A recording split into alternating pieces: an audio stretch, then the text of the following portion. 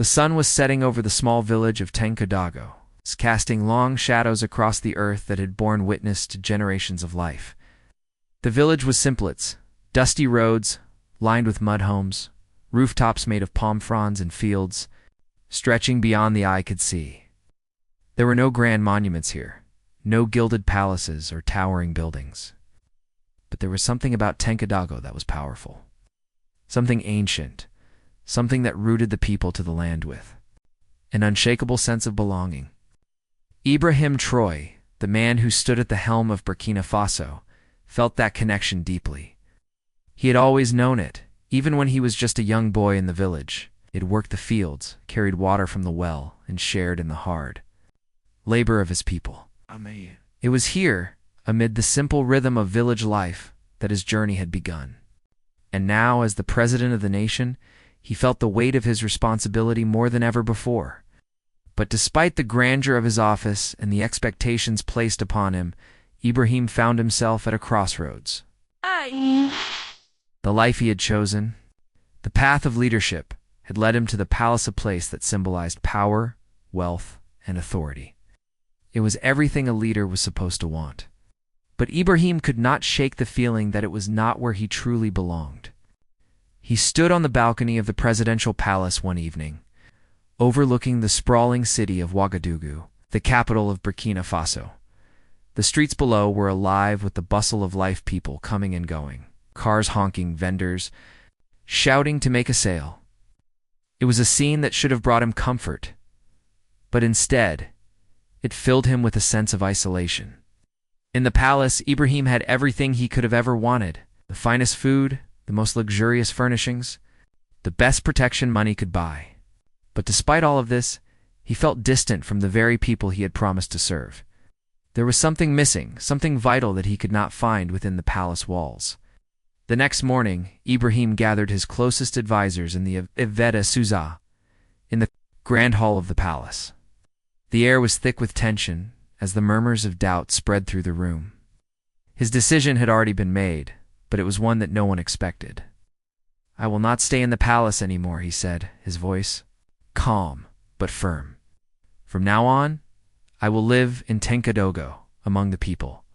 My place is with them, not behind these walls." The room fell silent. His advisors exchanged glances, their faces a mix of disbelief and confusion. Ibrahim had always been known for his strength, his resolve, but this was something different. It was unheard of for a leader to leave the security and luxury of the palace to live among the people. What would the world think? What would his enemies say? But Ibrahim's mind was made up. "I have spent too long at a distance from my people," he continued. "I have fought for them, but I need to understand them more. I need to walk alongside them, to feel their struggles and share in their hopes. I cannot lead from here. I must lead from the heart of the nation, from the place where it all began." His advisors, though shocked, knew better than to argue. They had seen the fire in his eyes, the same fire that had driven him to fight for his country's freedom, to challenge the forces that sought to control it. This decision, though radical, was in line with the man they had come to admire. Ibrahim Traoré was not a man who sought comfort. He was a man who sought truth, connection, and purpose. As Ibrahim left the palace for the last time, the weight of the decision settled on him. He had made a choice that would change everything, not just for him, but for the country he had dedicated his life to. He knew that the road ahead would be difficult. There would be those who questioned him, those who doubted his ability to lead without the trappings of power.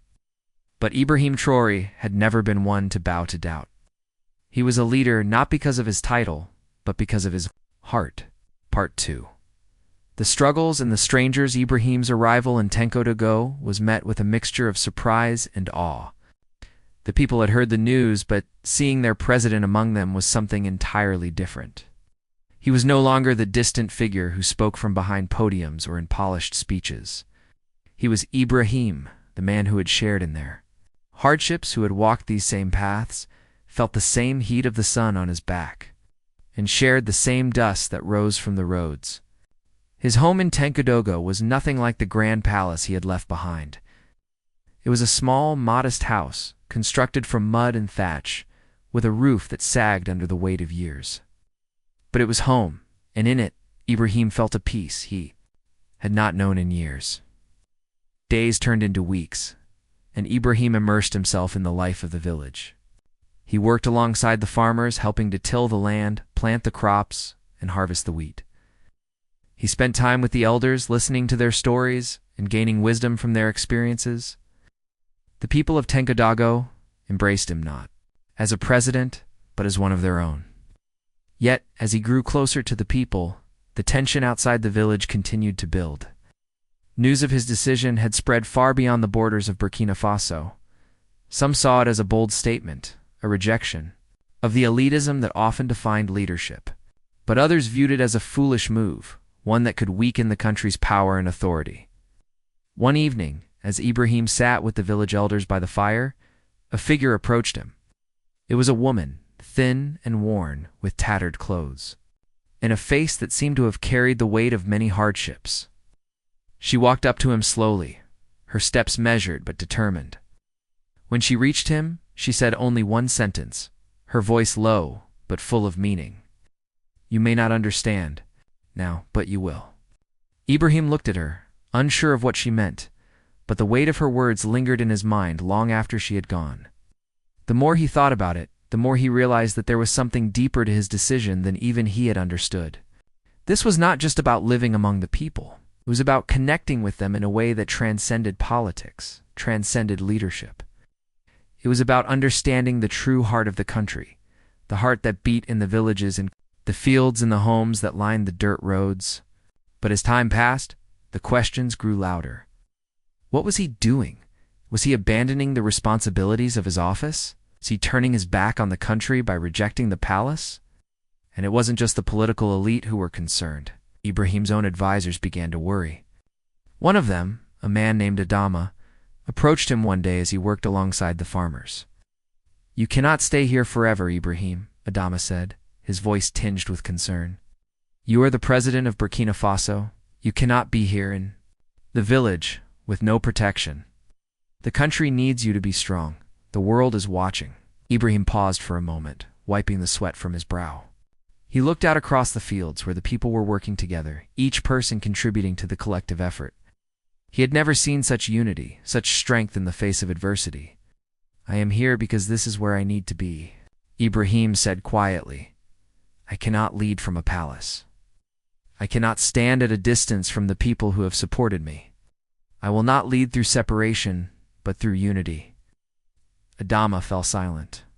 He could see the depth of Ibrahim's conviction, but he still worried. Would the people understand? Would they support him in this decision? As the days turned into weeks, Ibrahim continued his work in the village. He had become a fixture in the daily life of Tenkodogo. The villagers no longer saw him as a distant president, but as Ibrahim, someone who understood their struggles, who shared in their joys and their pain. He had become a part of the village, not just the leader of the country. Part 3. The Heart of the Nation. The decision to live in Tenkodogo, though controversial, began to change the way the people saw leadership. No longer did they view their president as someone above them, someone who existed in a realm of power and privilege. Ibrahim had shown them that leadership was not about distance, but about connection. It was about standing with the people, working with them, sharing their struggles and their victories. But despite the growing support among the people, the pressure from outside continued to mount. The world was watching, and political opponents were growing bolder. Was this really what the country needed? A president who lived among the people, abandoning the power of the palace for the simplicity of a village life?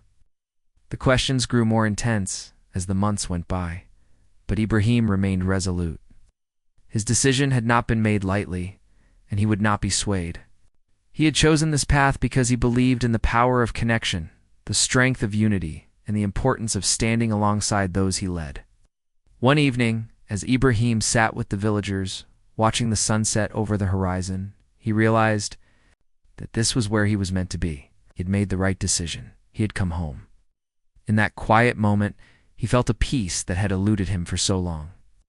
The road ahead would not be easy, but he knew that he was not alone. The people of Tenkodogo were with him, just as they always had been. And together, They would build a future that was rooted in the heart of the nation, a future that was guided not by power or wealth, but by love, unity, and the unwavering belief in the strength of the people. Call to action. If this story touched your heart, consider subscribing for more inspiring tales of hope, healing, and unexpected kindness. Hit the like button and share this with someone who needs it today.